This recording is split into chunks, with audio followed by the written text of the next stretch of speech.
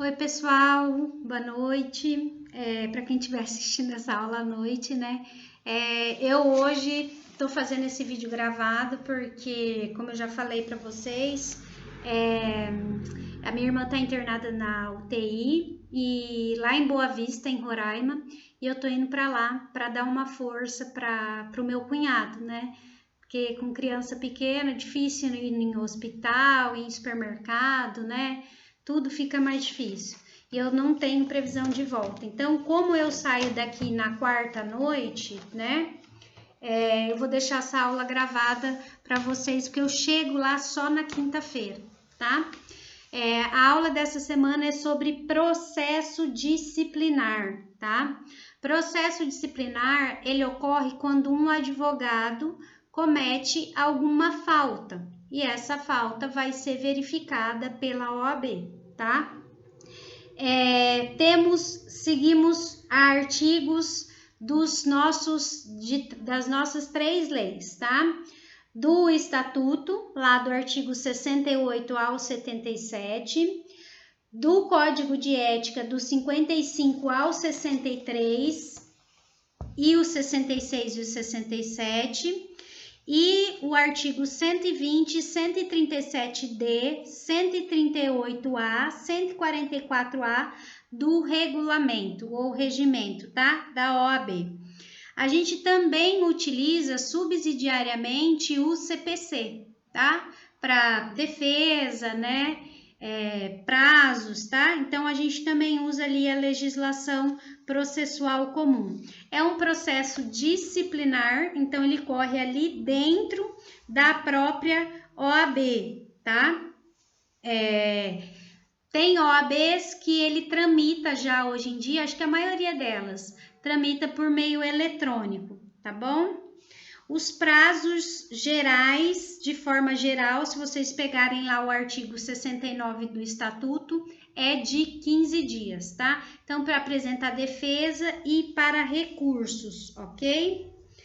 Competência, a quem compete punir disciplinarmente esse advogado. Por que a gente está falando de competência?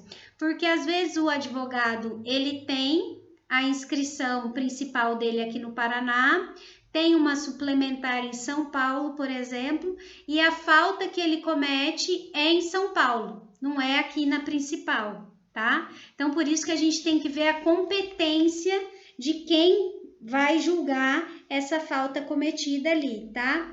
Então, no artigo 70 do Estatuto vai estar falando, tá? Que o poder de punir disciplinarmente pertence ao Conselho Seccional em cuja base territorial tenha ocorrido a infração. Então, tá lá no artigo 70 do Estatuto. E não como poderíamos erroneamente pensar que é onde ele foi inscrito, tá? No Conselho Seccional em que ele foi inscrito. Então, não é nesse conselho seccional onde ele foi inscrito, tá? É onde ele cometeu a infração, ok? E vai ser do Conselho Federal a competência se a falta for cometida perante esse órgão, né? Perante o Conselho Federal, ou se ele tiver foro privilegiado, tá? Então, membros do Conselho Federal e os presidentes dos conselhos seccionais.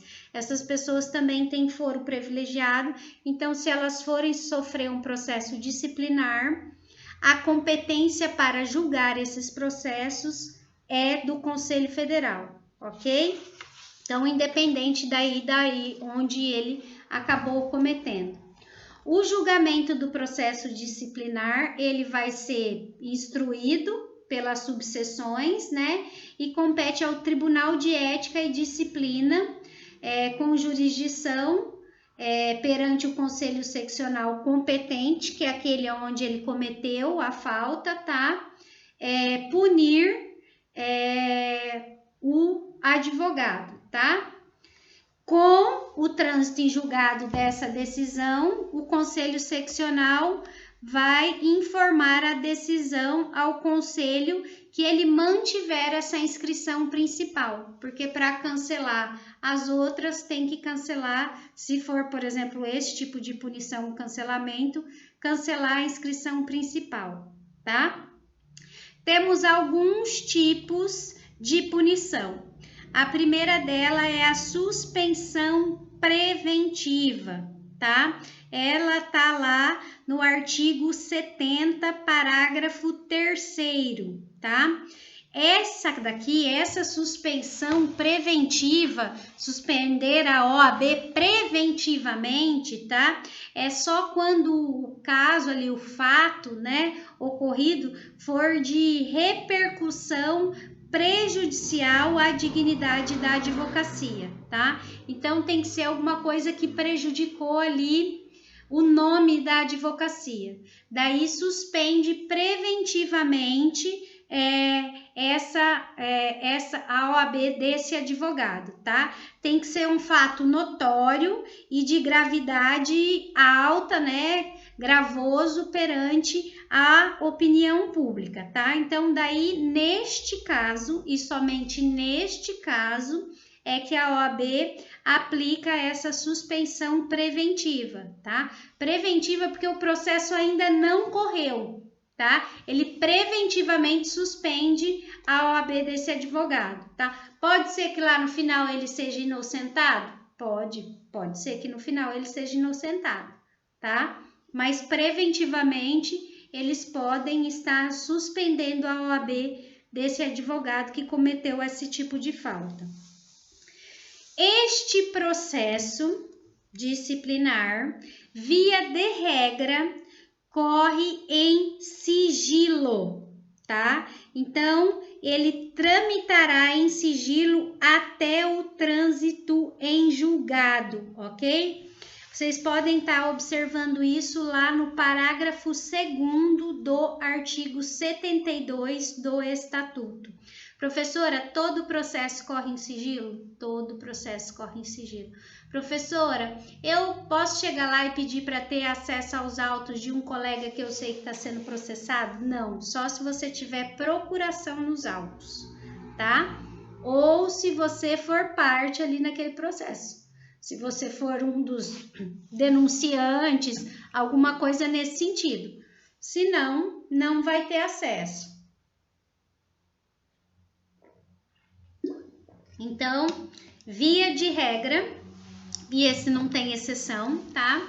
É a regra mesmo. Os processos disciplinares, eles correm com segredo de justiça, tá? Então, durante todo o processo ali, somente as partes, os procuradores, a autoridade judiciária competente, né? Se ali no caso tiver, que vão ter acesso aos autos. Então, durante o processo, só essas pessoas que vão ter acesso. Após o trânsito em julgado. Então, ocorreu ali o trânsito em julgado, não cabe mais recurso da decisão, tá? Acabou, não cabe mais recurso, né? Após o trânsito em julgado é quando não cabe mais recurso. Se for censura, o sigilo permanecerá perante terceiros. Então, continua só aquelas partes ali podendo ter acesso. Então, se foi só a censura, que a gente vai estar falando dela, tá? Foi só censurado, só aquelas partes que vão ter acesso ao processo, tá? O que não ocorrerá se for caso de suspensão e exclusão, porque a suspensão e a exclusão, ela vai ter publicidade, essa imposição da sanção. Então, vai ser notificado, por exemplo, a OAB que ele pertence, a imprensa oficial, que aquele advogado foi suspenso ou excluído da ordem dos advogados. Então, censura só aquelas partes ali e os procuradores que vão ter acesso ao processo é que vão saber que ele foi censurado. Se for suspensão ou exclusão, daí já vai para everybody. Todo mundo vai ficar sabendo, tá? Então, nessa outra fase, né, depois de encerrado o processo, se for suspensão ou exclusão, daí todo mundo vai ser notificado, ok? Como funciona o processo disciplinar? O processo disciplinar, ele é feito em 3 fases, ok? A primeira fase é a fase de instauração do processo disciplinar, tá? Que vai estar ali do artigo 55 ao 57 do Código de Ética. Então, tá lá, de ofício, quando o conhecimento do fato se der por meio de fonte idônea ou por comunicação da autoridade competente, não se considerando fonte idônea a denúncia anônima, tá? Então, por exemplo, o seu advogado deixou de pagar uma ação sua que ele recebeu, você viu que ele já sacou o dinheiro e não te repassou. Ele perdeu um prazo processual seu, tá? Cometeu alguma falta com você, te prometeu alguma coisa que ele não cumpriu, ok? Isso tem que ser feito pessoalmente, você não pode mandar uma cartinha, tá? Para falar que também um advogado cometeu um crime ou alguma coisa nesse sentido, tá? Você tem que ir lá e falar pessoalmente, fazer a denúncia por escrito, tá? Então, não pode ser denúncia anônima. Então, de ofício, que é essa primeira forma, e a segunda, mediante representação dirigida ao presidente do conselho ou da subseção, quando os regimentos internos da seccional atribuírem a este órgão a competência para instaurar processo ético, ok? Então, obrigatoriamente, essa representação tem que identificar o representante, tá? Qualificar, endereço, telefone, tá? Eles pedem tudo. Narrar os fatos, né? Do que motivaram, o que aconteceu, tá? Juntar documentos que eventualmente instruam a indicação de outras provas a serem produzidas, se for caso rol de testemunha de até no máximo 5, e a assinatura do representante ou certificação de quem tomou por termo. Gente, também pode acontecer, eu já vi casos do juiz mandar representar advogado por conta de comportamento na OAB, tá? Então, aquele advogado que não se porta numa audiência ou faz uma petição xingando ali o juiz, né, de palavrão e coisa e tal, o juiz pode mandar representar ele na OAB. E daí ele vai passar por um processo disciplinar, tá? Então, a gente tem essa possibilidade. Eu, por exemplo, eu trabalhei para um escritório quando eu estava, acho que no 5º ano, acho que 4º ou 5º ano. E o advogado mudou de endereço e acho que não conseguiu avisar todos os clientes. E daí alguns clientes fizeram representação dele na OAB porque ele tinha recebido o valor e não tinha repassado para aqueles clientes. E daí, como eu trabalhei lá na época, eles me intimaram para eu prestar depoimento lá na OAB nesse processo disciplinar que ele estava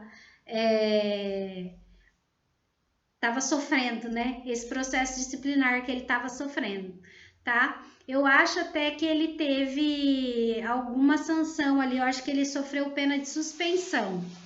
Acho que ele sofreu uma pena de suspensão até.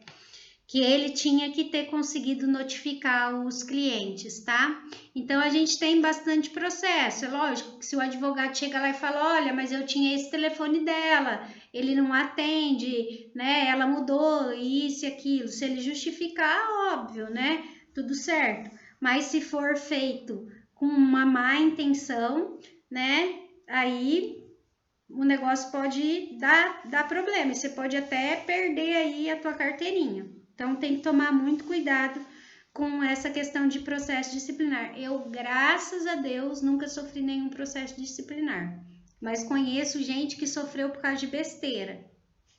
Então, tem que tomar cuidado, tá? Até na hora que você fala com o juiz, tá?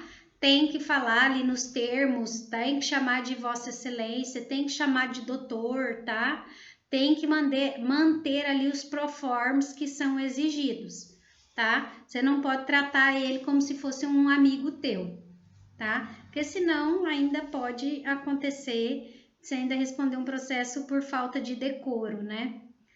A próxima fase do processo disciplinar. Então, falamos da primeira, ali que é a instauração. A próxima fase é a instrução. Ela está ali no artigo 58 e 59 do Código de Ética. Aqui a primeira coisa é que vai ser determinado um relator, tá? Então, são todos advogados da OAB. Então, o processo que corre aqui em Maringá, de advogado aqui em Maringá, vai correr ali na OAB aqui. E daí nós temos ali os advogados que são da comissão de ética, tá? Daí vai ser designado um relator por sorteio e ele que vai presidir essa instrução processual, tá? Então, vai verificar ali se realmente é uma questão disciplinar, se realmente o advogado cometeu uma falta, se vai ser preciso ouvir testemunhas, vai dar prazo para a defesa, tá? Como num processo comum, como se fosse num processo civil ou penal comum, tá? Então, vai ser feito dali. Quando chega para o relator, ele pode ali analisar os fatos e já verificar que o advogado não cometeu nenhuma infração e mandar arquivar, tá? Ali nesse momento da instauração.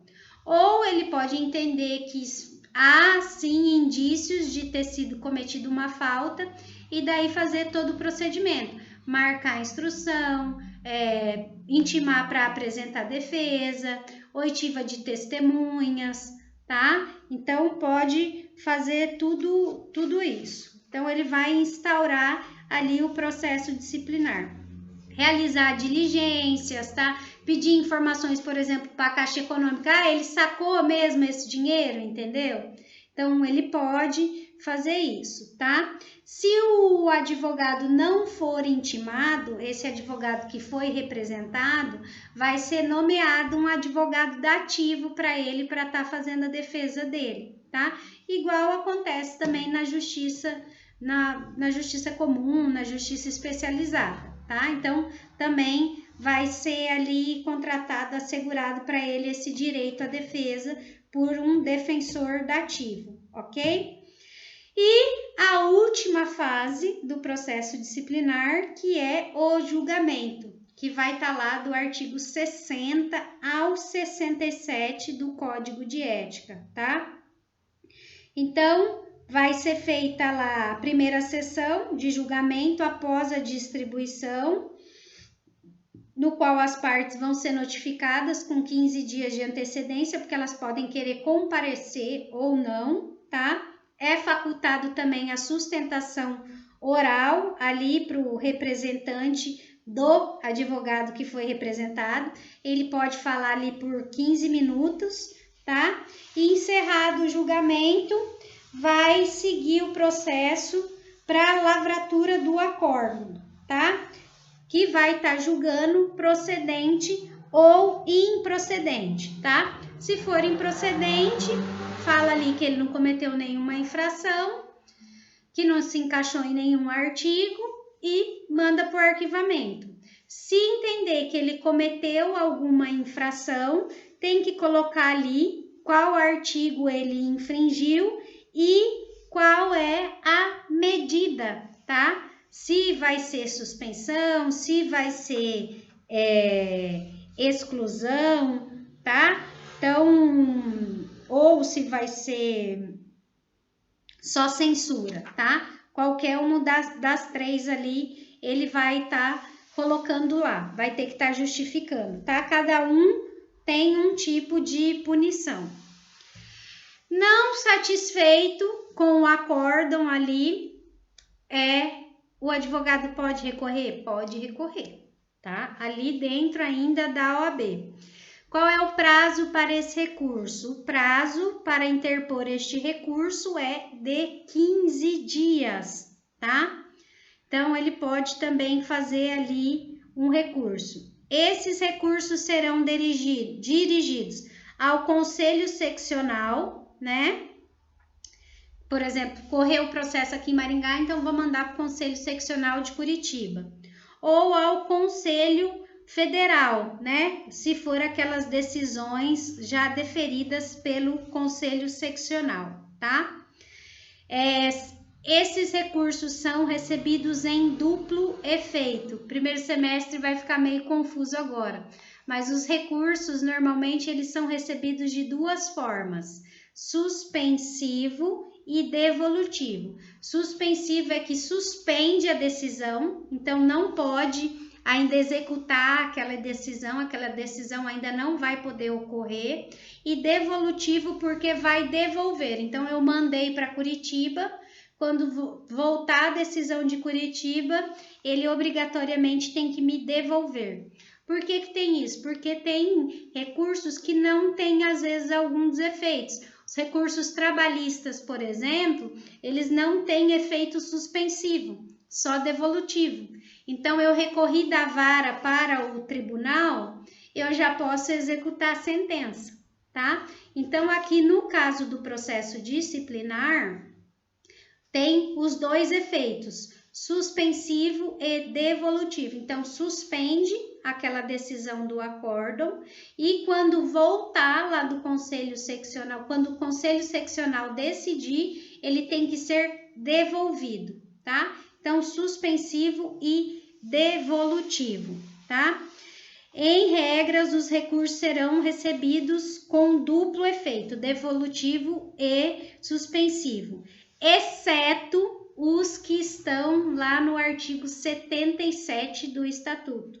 Então, a regra geral é que eles sejam recebidos com duplo efeito, tá? As exceções estão ali no artigo 77. Quando se tratar de matéria relativa à eleição, suspensão preventiva decidida pelo Tribunal de Ética e Disciplina e quando houver cancelamento de inscrição quando obtida com falsa prova, tá? Nesses casos aqui, o recurso não será recebido com efeito suspensivo. Então, a partir ali do acórdão de primeira instância, é acórdão, tá, gente? Não é sentença. Ele não tem efeito suspensivo, só o devolutivo, nesses três casos, ok? Interposição. Posso interpor embargos de declaração? Posso interpor embargos de declaração também, tá? A exceção dos embargos de declaração, tá? Que são dirigidos ali para o próprio relator que deu o acórdão, né? Da decisão recorrida. Então, fundamentar se tiver ali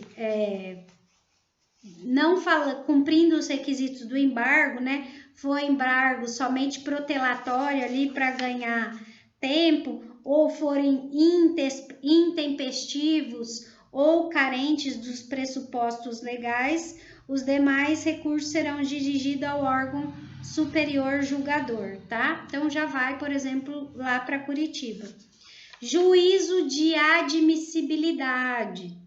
Outra questão. Então, quando é feito esse recurso, o relator, aquele ali do acórdão, ele vai ver se é admitido aquele recurso. Se, por exemplo, ele está dentro do prazo, se ele preencheu os requisitos, tá? Então, juízo de admissibilidade é esse que o relator do órgão julgador vai fazer, tá? Não podendo a autoridade ou órgão recorrido rejeitar o encaminhamento. Assim, haverá juízo único de admissibilidade. Então, só quem faz é ali o relator. Uma peculiaridade dos embargos declaratórios no processo disciplinar, tá?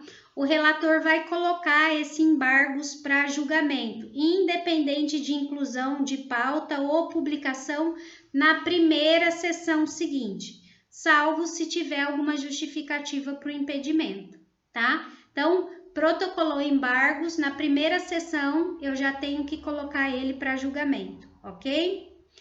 Irrecorribilidade, quando que eu não posso recorrer, tá? Então, ali da decisão, por exemplo, que negar seguimento aos meus embargos de declaração, se o juiz entender que aquilo lá era só protelatório é só para ganhar tempo, tá, gente? Intempestivo, porque estava fora do prazo, ou carente de pressuposto. Então, ele não preencheu ali um dos requisitos dos embargos de declaração. Sua interposição, bem como a que, admitindo o referido recurso, inclui em mesa para julgamento, independente de inclusão em pauta ou publicação, são irrecorríveis, tá? Então, desses embargos de declaração que julgar protelatório, intempestivo ou carente, não dá para recorrer, tá? Não cabe recurso dele. Vamos adiante. Revisão desses processos disciplinares, tá? Então, coloquei para vocês lá, revisão do processo disciplinar já transitado em julgado. A gente tem duas possibilidades só de pedir revisão desse tipo de processo, tá? Vai estar lá no artigo 73, parágrafo 5º do Estatuto, que é nos seguintes casos: quando houver erro de julgamento ou quando a condenação foi baseada em falsa prova, tá? Não se admite revisão para mera reapreciação de provas. Então, não posso pedir para reapreciar aquelas provas que foram apresentadas. O que eu posso falar é que aquelas provas são falsas, tá? Aí eu posso. Se não, não posso, tá? Essa revisão não tem prazo para ser requerida. Então, eu descobri daqui 5 anos, vou conseguir provar daqui 5 anos que houve erro de julgamento ou for baseado em provas falsas. Então, não prescreve, tá? Esse aqui não tem prazo para ser requerida. No artigo 68 do Código de Ética, ele vai estar falando o seguinte: extraem-se as seguintes lições. A legitimidade para pedir a revisão de processo ético é do advogado punido com a sanção. Então, só ele é que pode pedir essa revisão.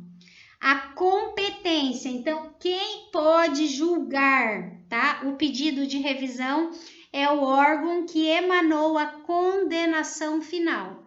Então, quem que emanou a condenação final? Tá? Você recorreu, você foi até que instância, ok? Quando a competência for do Conselho Federal, a revisão será processada perante sua segunda Câmara, reunida em sessão plenária. Na revisão, o procedimento do processo observar-se na revisão o procedimento do processo disciplinar no que couber. Então, se precisar ouvir mais alguma testemunha, fazer mais alguma audiência de instrução, também vai poder ser feito, tá? O pedido de revisão receberá autuação própria, sendo apensada aos autos do processo disciplinar. Então, aquele processo que condenou, ele vai ficar ali apartado com o processo de revisão, tá? É um grudadinho no outro. 2 livros ali, um grudadinho no outro. Se fosse físico, né? Hoje, como é tudo digital, então eles ficam ali falando qual que é o processo apenso. O pedido de revisão não suspende os efeitos da decisão condenatória, salvo quando o relator, ante a relevância dos fundamentos e o risco de consequências irreparáveis para o requerente, conceder tutela cautelar. Então, qual que é a regra geral?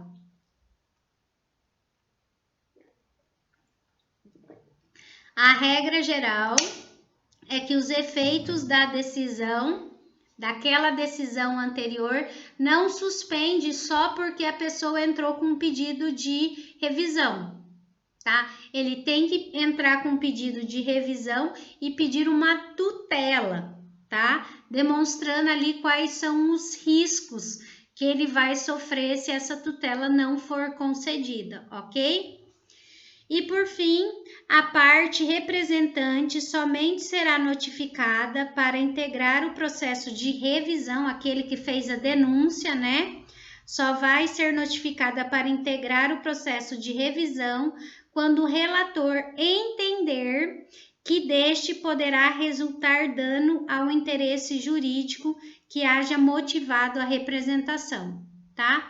Então, é o relator que vai estar decidindo ali qual que é o momento que ele vai notificar quem fez a representação para avisar ele, tá? É o relator que decide. Próximo passo, professora, posso pedir minha reabilitação na OAB, né? Depois que eu fui ali suspenso, excluído? Pode. Temos algumas possibilidades, não é a regra geral, tá, gente? É o pedido de reabilitação, tá? Vai estar lá no artigo 41 do Estatuto, tá? Então, após a aplicação definitiva da sanção, censura, suspensão ou exclusão, ao advogado infrator é possível que peça sua reabilitação, tá? Artigo 41 do Estatuto. O prazo para tal requerimento é de 1 ano após o cumprimento da sanção, devendo, para tanto, fazer provas de bom comportamento. Se a imposição de sanção decorrer da prática de crime, né? Crime penal mesmo, tá? O pedido de reabilitação perante a OAB deverá ser acompanhado da prévia sentença concessiva de reabilitação criminal, que ele já cumpriu ali a pena. Em resumo, são requisitos para a reabilitação: decurso de um prazo de 1 ano após o cumprimento da sanção disciplinar, prova de bom comportamento e, no caso de infração, né, prática de crime, reabilitação, comprovação da reabilitação criminal, tá? O artigo 69, ele deu mais detalhes ali desse pedido de reabilitação. Então, vamos ver o que o 69 fala. Que a competência para julgar essa reabilitação é do Conselho Seccional que aplicou a sanção disciplinar, tá? Ou, no caso, o Conselho Federal é ele que vai julgar o pedido. Observar-se-á no pedido de reabilitação o procedimento do processo disciplinar no que couber. Então, se precisar ouvir alguém, instrução, alguma coisa nesse sentido, também pode ser feito, tá? Também vai ter autuação própria, tá? Sendo apensada aos autos o processo disciplinar a que se refira. E as provas de bom comportamento referentes ao exercício da advocacia e à vida social do advogado deverão instruir o pedido de reabilitação, cabendo à Secretaria do Conselho competente certificar nos autos o efetivo cumprimento da sanção disciplinar. E o último aqui da reabilitação é se o pedido de reabilitação não estiver suficientemente instruído, então se não juntou ali toda a documentação, o relator assinará prazo para a complementação da documentação, que se desatendido ensejará no seu arquivamento liminar. Então, se ele não juntou, o relator vai intimar para ele juntar. Se mesmo assim ele não juntar, ele vai mandar arquivar o processo, ok? Agora a gente vai falar da prescrição punitiva, tá? Então, até quando a parte pode ir lá pedir para punir esse advogado, tá? Porque não posso cometer um crime lá no ano 2000 e vir pedir a punição agora no ano 2021, tá? Então, a prescrição punitiva é isso, tá? A OAB, o estatuto, né, ele fixa ali essa prescrição punitiva em 5 anos. Só que é 5 anos da constatação oficial dos fatos.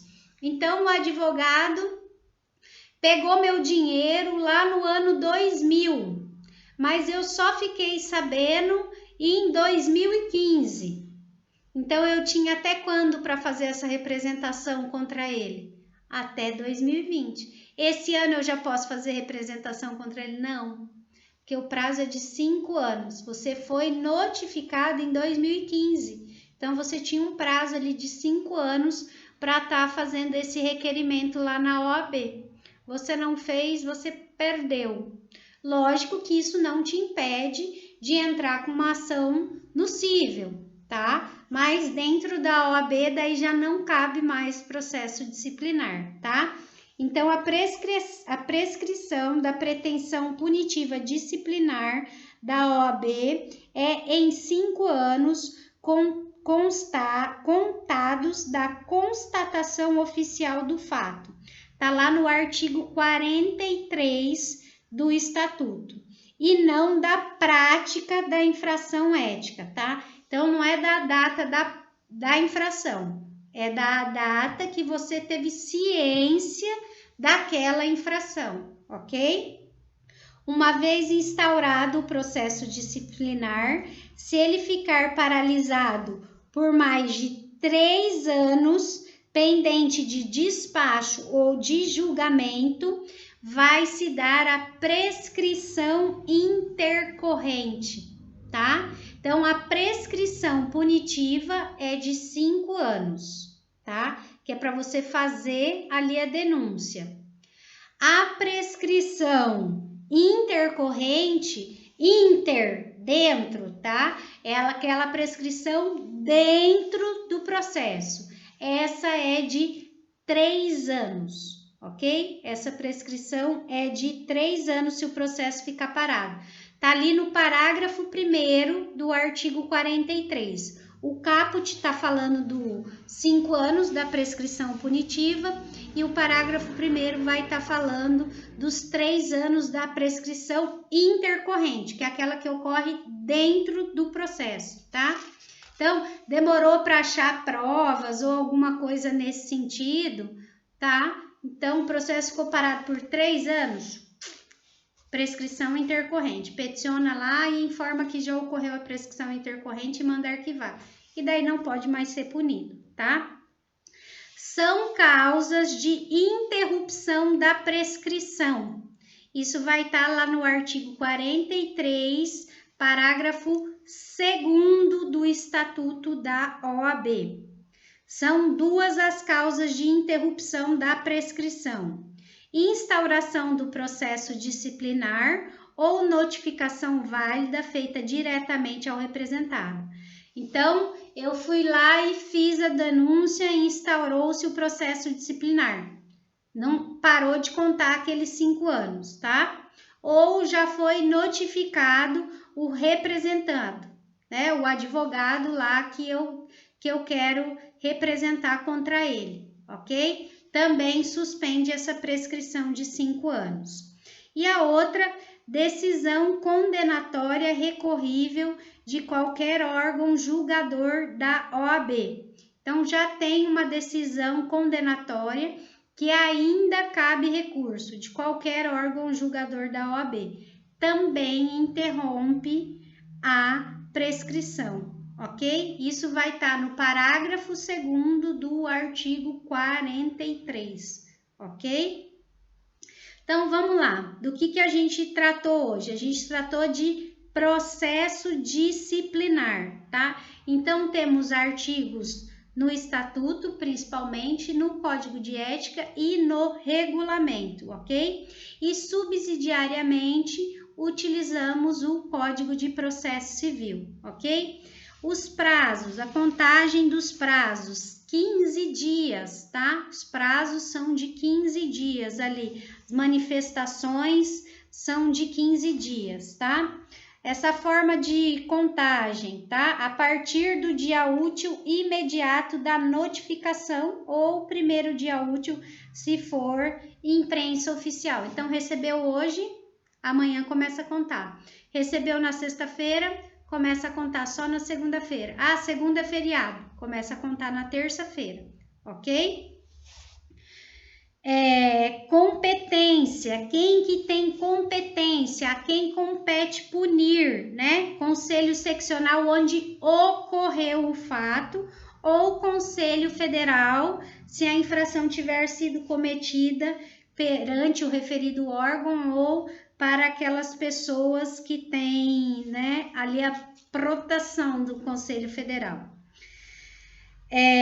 Suspensão preventiva, tá? Suspensão preventiva é uma medida de natureza acautelatória. Então, é o Tribunal de Ética e Disciplina do Conselho que vai fazer essa suspensão preventiva. Então, quando que eu posso fazer essa suspensão preventiva? Quando a prática do comportamento causar repercussão prejudicial à dignidade da advocacia. Qual que é o prazo máximo dessa suspensão preventiva? 90 dias, tá? Suspensão preventiva, o prazo máximo é de 90 dias. O processo não acabou em 90 dias. A suspensão tem que acabar, tá? Suspensão é de no máximo 90 dias. Fases do processo disciplinar: instauração de ofício ou mediante representação, não pode ser anônima, tá? Acho que até a questão de vocês aí do AVA é sobre essa questão aí que foi feita uma representação anônima, então não pode, né? O conselheiro tem que negar ali, tá? Então, a instauração. A segunda fase, instrução, procedimento, né, ali do artigo 58 ao 59 do Código de Ética. Designação do relator, a questão da admissibilidade, decisão ali do presidente, notificação para as partes, audiência, tá? Apresentação de defesa e a última fase do processo disciplinar, que é o julgamento, que vai estar lá do artigo 60 ao 67 do Código de Ética, tá? Então, ele pode aplicar censura, suspensão ou exclusão, tá? Esses três que ele pode aplicar ali. Acabou o julgamento, posso entrar com recurso, tá? Uma apelação ou um embargo de declaração. Qual é o prazo? 15 dias, tá bom? Competência, conselho seccional ali, que dá decisão, né? Conselho seccional superior ou conselho federal, se for processo lá do Conselho Federal. Efeitos, qual que é os efeitos desse recurso? Em regra, duplo efeito. Exceção, vai ser só efeito devolutivo, quando for matéria de eleição, suspensão preventiva do advogado ou cancelamento de inscrição na OAB obtida com provas falsas, ok? Revisão do processo disciplinar. Primeiro pressuposto, já ter transitado em julgado, né? Não posso pedir revisão enquanto ainda cabe recurso, tá? Cabimento. Cabe em 2 casos o pedido de revisão: erro de julgamento ou condenação baseada em falsas provas. Somente nesses 2 casos que eu posso pedir revisão de processo. E eu tenho que comprovar que houve uma dessas 2 coisas, tá? Ou o erro ou a falsa prova. Pedido de reabilitação. Só posso pedir depois de quanto tempo? 1 ano, tá? 1 ano do cumprimento da sanção disciplinar, instruindo o pedido com as provas de bom comportamento. Se for prática de crime, aquele crime do direito penal lá, vai depender de reabilitação criminal, ok? Terminamos falando da prescrição da pretensão punitiva. Então, temos o prazo de 5 anos, contados a partir de quando? Do conhecimento do fato, tá? Do conhecimento do fato.